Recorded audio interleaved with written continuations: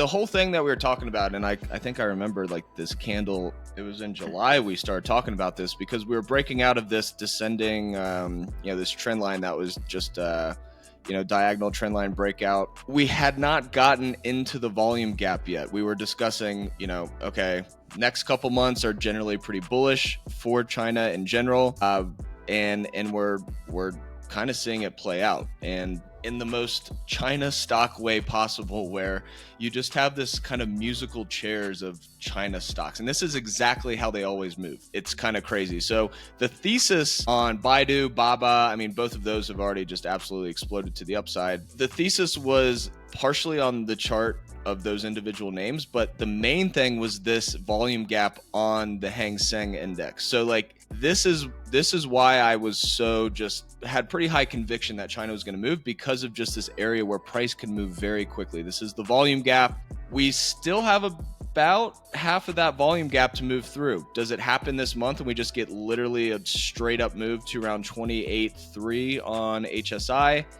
TBD, but I do think it actually is possible. I think you're going to have like one of these candles from February of 2025. And when you have these volume gaps, you just don't have a lot of liquidity. So price can move very quickly. So that was the overall thesis. This is something I've done multiple times. I try to make this chart identical so you can kind of just reference things really quickly. So essentially the October 2024 pivot is where I anchored the volume profile, and I did that on both of these.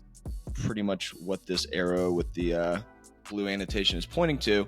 And you can see these charts are not exactly the same, but they have very similar characteristics, where you had a big sell-off pretty much into the end of the year in 2024. You had a move up into January. You had this kind of pullback down to the lows that we saw on the initial pullback in 2024. And then Baidu over here just absolutely blown people's minds over the last month. And, the technicals were there, especially on the longer term charts. And you could tell people were getting very impatient with this one. That's really how you knew it was probably about to go. Now, you had the volume shelf set up. You had very low liquidity. You didn't have a lot of supply above. And you've pretty much gone straight up. So my goal, and I think I've mentioned this on the show before, is, okay, if we know what the leader is doing, the leader was really Baba. It was Baba, then Baidu, and now JD's in that position to potentially kind of take on the next move. So very simple thesis here. You've got price finally starting to get above this volume shelf shown by this green circle. We're moving up into this very low area of liquidity, pretty much right up to 40.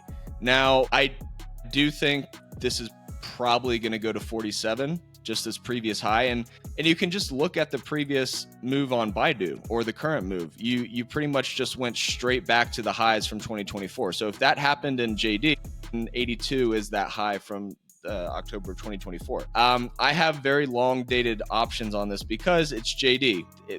It can just absolutely do some crazy stuff in the short term. I've traded this before, and it does have just a characteristic of this thing could go up 10 days in a row. In 10 days, like 20 to 40%. It already happened in September of last year. So I do think we're going to get a pretty similar move here. And, as far as the weekly candle goes, you can really see the volume gap here. On top of that, you do have the lower indicators also aligning. So you have a recent MACD cross. You've just got this extreme compression that's been happening over the last pretty much like 6 months here, 5-6 months on JD. So compression is essentially when these highs and these lows get tighter and tighter. They get, the margin between the highs and the lows are getting smaller and smaller, kind of like you're coiling a spring. So that's what compression is when price action just keeps getting tighter and tighter. And now that we're moving into this volume gap, it would not shock me at all to see this thing at 38, 39 by the end of the week. Does it have to do that? No. Am I betting on that? Not really, because I have the January and the March calls. But at the same time, wouldn't shock me at all. And if it didn't happen this week, I think $40 could probably happen easily by the end of September. And so if we do go to the weekly as well, this thing hasn't even moved. We're not even above the volume shelf on the monthly, and the top of the volume shelf is right around 38.50. So, this thing literally be a mover till the end of the year. This could be one of those names where if you really lock in and you stick to the thesis, you have enough time. Shares are also a way to play this, especially when something like this can move 50% in literally a month and a half, 2 months. Shares are always an option too. Shares are a lot easier to hold than options. So that's up to each individual's risk tolerance. But I mean, JD has every single thing I look for on different time frames. And so, that's why I have that conviction in JD right now.